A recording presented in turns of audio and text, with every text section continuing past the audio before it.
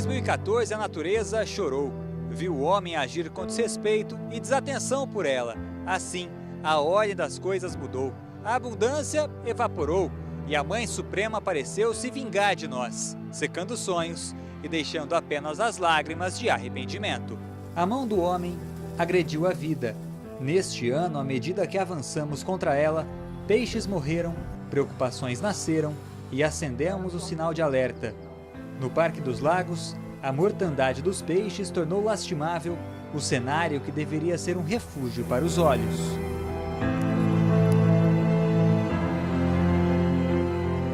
No Retiro Saudoso, uma barragem interrompeu o curso do rio e a trajetória da vida.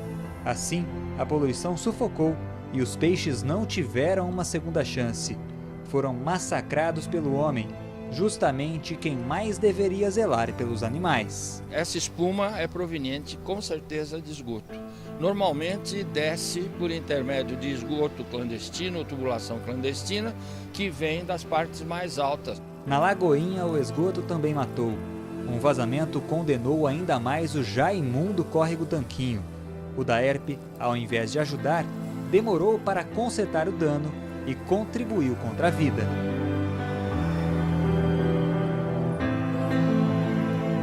Situação semelhante à de Barrinha, onde uma lagoa também foi contaminada pela sujeira. Um dos únicos locais de lazer para a população foi agredido pelo descaso.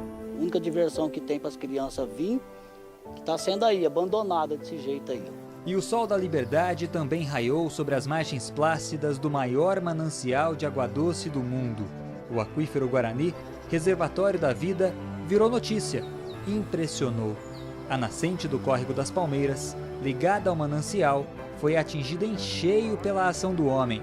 Mais de 50 quilos de peixes mortos fizeram o Ministério Público intervir a favor da natureza, forçando a prefeitura a realizar a limpeza da fonte. Eu acho que falta realmente chegar aqui e fazer, né? Não ficar, sair da cadeira e vir ver o que está acontecendo e resolver. Mas o homem, de passos vacilantes, quase pisou ainda mais em falso, expondo à morte lenta o já ameaçado aquífero.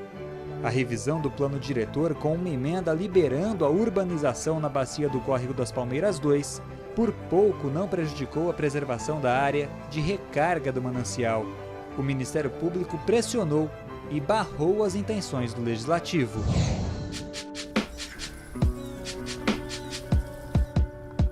E se a água quase não caiu do céu em 2014, o Pardo sentiu. Em setembro, o rio atingiu seu pior nível de profundidade desde 1941, quando começou a medição. Os passos da humanidade em direção contrária à natureza podem ter contribuído para o impacto ambiental. Com pouca água, o rio ficou com sede e a agricultura comprometida. A tristeza é grande, muito grande. Eu vi aqui até peixe sumiu, o barco não pode andar, que quebra eles, quebra tudo. Com pouca chuva, a ilha próxima à ponte da rodovia Cândido Portinari pôde ser vista claramente. Em outros tempos, ela estaria submersa, mas São Pedro fechou o chuveiro e o resultado é o que mostra a imagem. Na região, a estiagem histórica mudou cenários, subtraiu a abundância e multiplicou preocupações. Em Batatais, onde havia 3 quedas d'água, passou a ter apenas uma, criando uma cachoeira de negatividade.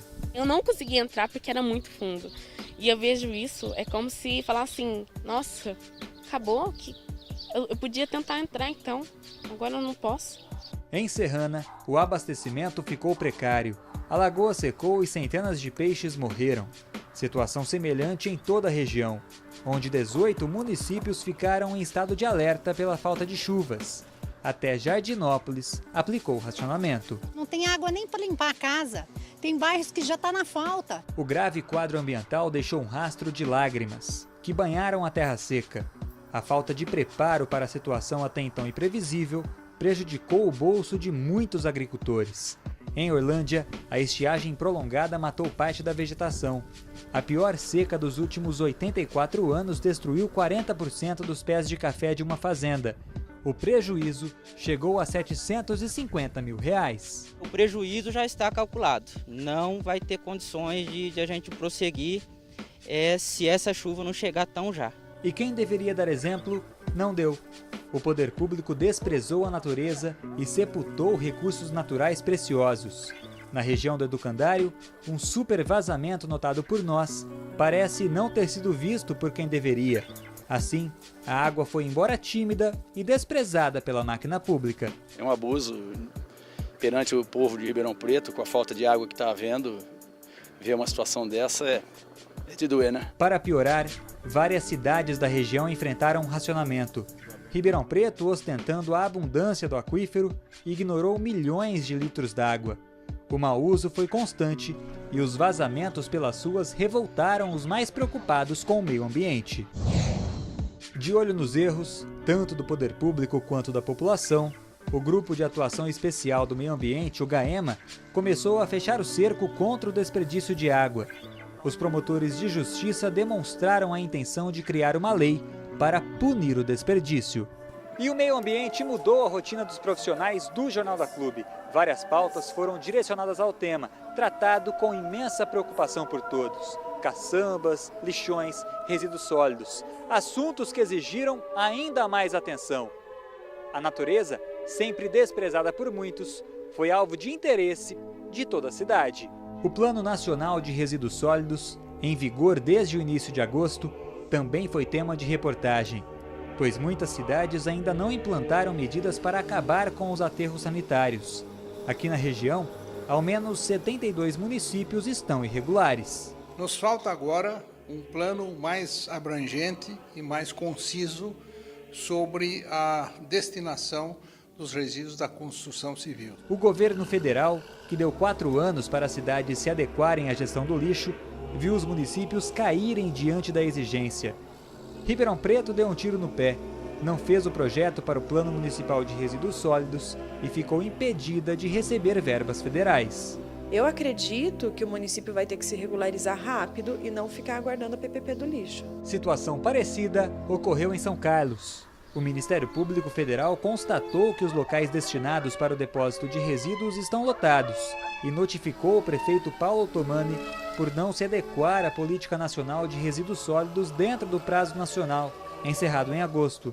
Enquanto isso, a morosidade do Executivo resulta em montanhas de lixo em entulhos. Sujeira, lixo, mau cheiro, muito bicho também, passando até para a rua aí, ó, barata. Em 2014, as caçambas também protagonizaram discussões calorosas. Sem espaço, os entulhos permaneceram mais de um mês em frente às casas. O problema recorrente, estilo novela sem fim, desesperou gregos e troianos, moradores e empresários. Foi preciso rezar à espera de um milagre. Para estar resolvendo a solução, eu acho que a prefeitura, os órgãos públicos deviam fazer uma gestão voltada para isso, para esse problema não está, porque está acontecendo muito sistematicamente. Quem também ganhou as manchetes dos jornais foi a parceria público-privada do lixo, defendida pela Prefeitura de Ribeirão Preto. Especialistas analisaram negativamente o futuro contrato e descartaram a necessidade da PPP. O Ministério Público apontou diversas irregularidades no contrato, reavivando a discussão sobre o tema. A PPP é uma modalidade de implantar isso. Não sei se será PPP. Por que PPP a priori? Assim, a parceria foi suspensa. O acórdão do Tribunal de Justiça do Estado manteve o pedido feito pelo Ministério Público em relação ao contrato, que terá duração de 20 anos e que pode chegar a 2,5 bilhões de reais. O MP entendeu que o fato da parceria comprometer 5% do orçamento municipal poderia refletir no desenvolvimento social e econômico da cidade. E no fim do ano, tempo de reflexão, muita gente cria a própria retrospectiva, recordando os fatos bons ou ruins que marcaram o momento. É comum nos apegarmos aos instantes de tristeza, mas é fato que após a noite trevosa, sempre há uma alvorada que prenuncia o recomeço. E essa mesma natureza, inspiradora, já foi castigada pelo fogo. Ela é a prova viva de que dias melhores sempre virão. Em agosto, quase 40% da mata foi devastada. As labaredas queimaram tudo o que puderam, sem cessar. Parte da vida existente em um dos últimos fragmentos de Mata Atlântica da região não ficou para contar história. Macacos prego, répteis e mais de 100 espécies de aves foram queimados vivos. Os sobreviventes herdaram a responsabilidade de recomeçar. Tanto a Mata Santa Teresa quanto as outras reservas e as outras partes de vegetação mais conservada, mais adensada na cidade são importantes para amenizar clima, para reduzir animais que são vetores e para conservar animais importantes da fauna e as plantas, certamente, que são importantes de igual modo. Em 2014, muita coisa aconteceu. A natureza chorou e nos alertou quanto à necessidade de caminharmos ao lado dela. Perdemos o jogo, mas aprendemos que é preciso respeitá-la. No tabuleiro da vida, sentimos na pele o aviso necessário.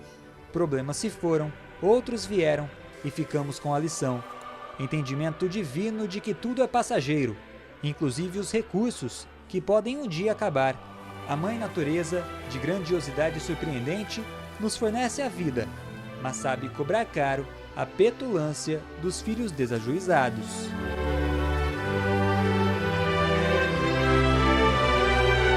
Davi Florim, na retrospectiva 2014 do Jornal da Clube.